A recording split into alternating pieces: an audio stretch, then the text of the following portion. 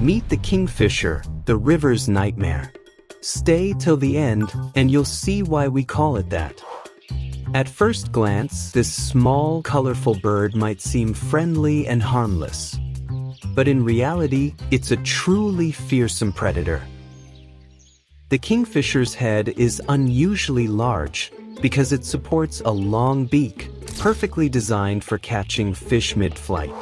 In contrast, its tiny legs are not meant for walking, but for maintaining balance on branches. Here's something few people know. This bird has a monstrous appetite. Daily, it devours up to 60% of its body weight. But fish are not enough.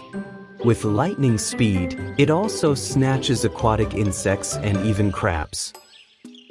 Without a doubt, the most shocking thing about this bird is what it does to large fish. When it catches prey that's too lively or large, it slams them against branches, stunning its meal for easier eating. The kingfisher's dive into and out of the water is astonishing. Yet, if it happened right in front of us, it would be nearly impossible to see.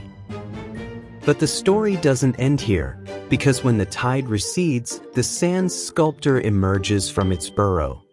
Click to watch.